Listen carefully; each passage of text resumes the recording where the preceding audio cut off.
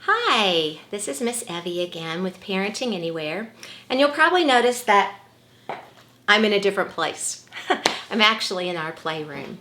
I am a stay-at-home grandma to watch my grandkids so that my daughters can teach, and I just happened to be playing with my grandson, and we were playing with these really cool Legos, and we were building a really tall tower. And what happened next ties in so beautifully with what I was going to talk to you about. I thought I'd just share it. We built this really tall tower, and then it started leaning, and it fell over, and it crashed. And I said, "Oh my goodness, Grayson, do you know why our tower fell down?" And he said, "Yep, it needs a stabilizer." And instantly I think, the best stabilizer in our life is Jesus.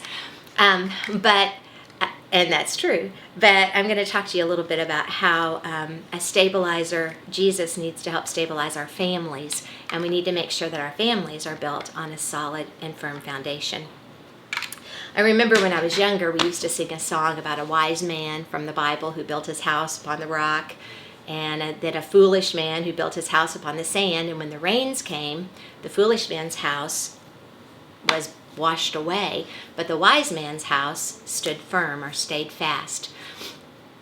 And then Dr. Eldridge in his book used the analogy of the Leaning Tower of Pisa, how because it was built on a foundation that was not solid, it leaned and continues to lean until it's going to, if they don't do something to stop it, completely crumble.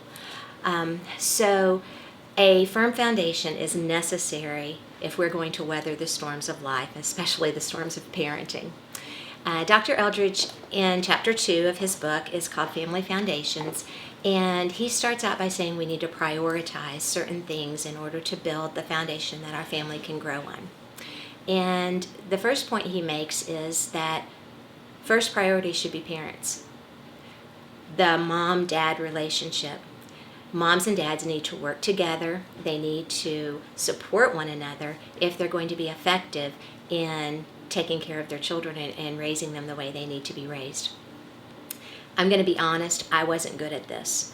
When our kids were growing, my husband had a job where he was working all hours. He was on call, and there were lots of times that we did not get alone time to go and go on a date or sometimes to communicate very often. You know, it was just kind of in passing. We did try to have, suppers together as a family, but it was really difficult for a while.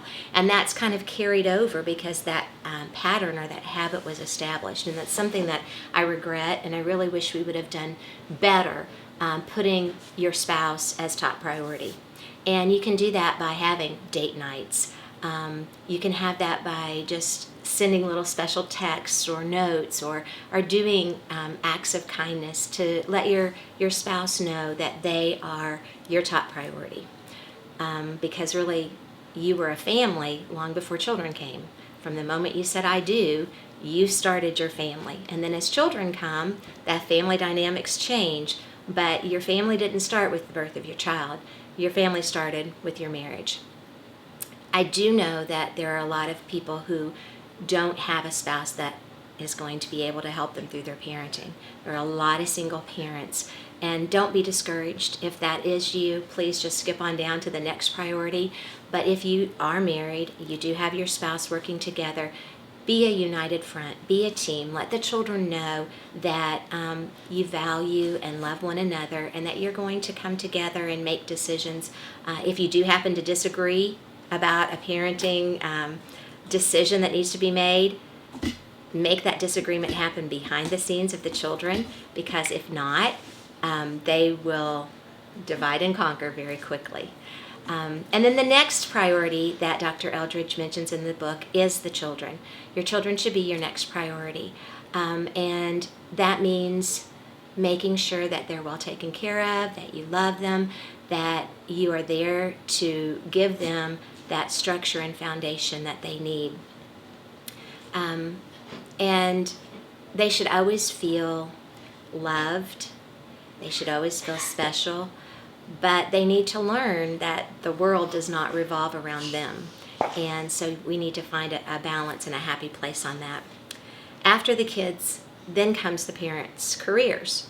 And this often gets way mixed up and out of skew. Oftentimes, many parents put their careers before their children and before their spouse. And that is very dangerous. I know we think very hard about, well, I have to work, I have to make money. The hours that you have, the years that you have with your children, you can't get those back. And I'm speaking from experience. My husband, I told you, was on call a lot. He actually ended up changing jobs, and it was at a significant pay cut because we needed him, and we needed and wanted time with him as a dad and as a father and as a husband. And so we had to realign some of our priorities and some of our spending habits, but it was well worth it, and we've been very blessed since doing that. So, you have to find a balance. Yes, you have to put food on the table, but make sure that those priorities are in the right place and that your children come before your careers. After the careers, then comes group versus individual time. A lot of times, parents, adults say, well, I just need time for me. I just need me time. And that's true. We all need some me time. But many times that me time takes a higher priority than a family time. And I'm not saying don't go out and have fun with your friends, but I am saying limit that and realize that once you are married and once you have children, you have to realign those priorities. And your kids need you, your spouse needs you. So try to think about things that you can do with your family. Instead of being a group of individuals that live in a house together, try to become one family unit. And try to do things that, instead of individual sporting things or individual activities, try to think of things that the whole family can do, like biking or hiking, things that everyone can be included in. If your children are included in sports, consider coaching. Get involved so that you are a very influential and important part of your child's life. And another thing that he suggests, which I think is a good idea, and I was doing it before I read the book, which I think is pretty cool, make your family name something to be proud of.